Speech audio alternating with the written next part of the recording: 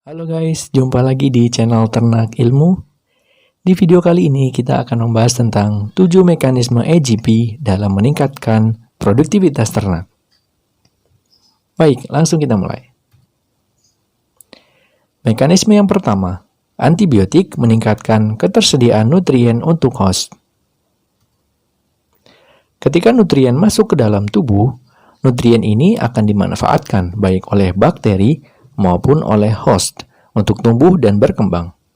Bakteri juga memerlukan nutrien untuk proses proliferasi dan juga perkembangan dalam hidupnya.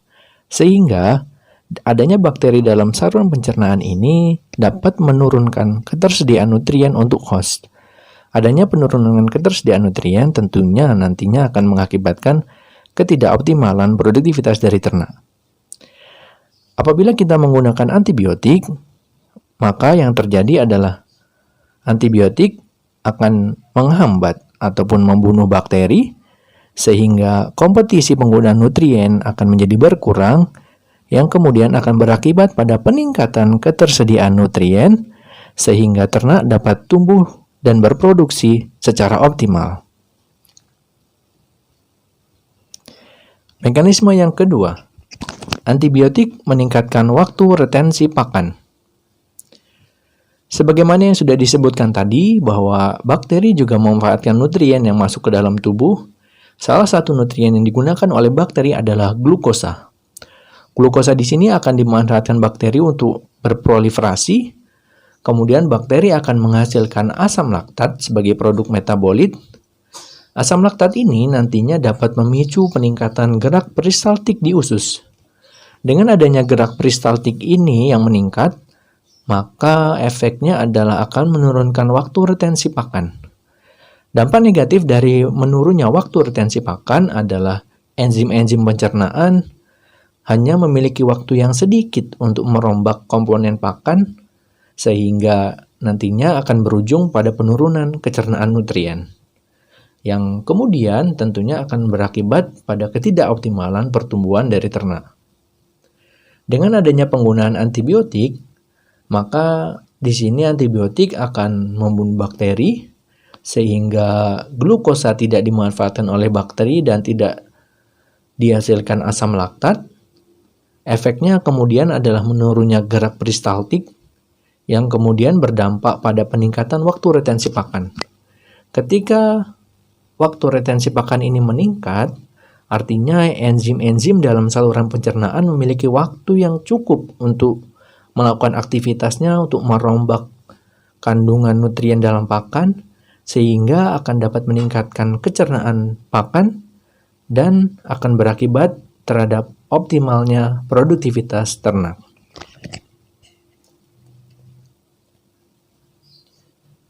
Kita lanjutkan di mekanisme yang ketiga.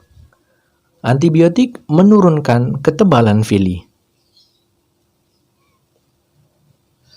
Komponen nutrien lain yang juga dimanfaatkan oleh bakteri adalah komponen serat. Di sini serat akan dimanfaatkan oleh bakteri dan kemudian dihasilkan short chain fatty acid. Short chain fatty acid ini merupakan sumber energi bagi sel-sel fili, sehingga nantinya proliferasi sel akan berkembang meningkat yang kemudian akan diiringi juga dengan peningkatan ketebalan fili. Peningkatan ketebalan fili ini di satu sisi akan meningkatkan kebutuhan energi untuk maintenance, sehingga energi yang harusnya dapat digunakan untuk berproduksi, sebagian akan dibutuhkan juga untuk maintenance struktur fili, yang kemudian akibatnya adalah produktivitas ternak menjadi tidak optimal. Dengan penggunaan antibiotik, maka antibiotik akan membunuh bakteri, sehingga komponen serat tidak termetabolisme menjadi short chain fatty acid, sehingga proliferasi sel pun akan menurun, yang kemudian berdampak pada penurunan ketebalan fili, dan kebutuhan energi untuk maintenance struktur fili pun juga akan menurun, sehingga energi tersebut dapat dimanfaatkan secara maksimal untuk tumbuh dan berproduksi.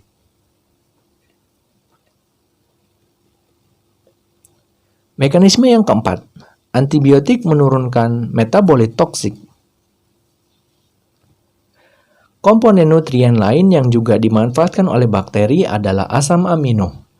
Asam amino ini akan dimanfaatkan bakteri untuk tumbuh dan berkembang. Kemudian bakteri menghasilkan metabolit, yaitu amonia dan amina. Dua jenis metabolit ini adalah metabolit toksik. Kenapa? Karena amonia dan amina dapat memicu apoptosis sel epitel dalam saluran pencernaan. Ketika terjadi apoptosis sel epitel, maka yang kemudian terjadi adalah area penyerapan nutrien akan menurun, yang kemudian berakibat pada ketidakoptimalan penyerapan nutrien, sehingga nantinya juga dapat mengganggu proses pertumbuhan dan produksi dari ternak.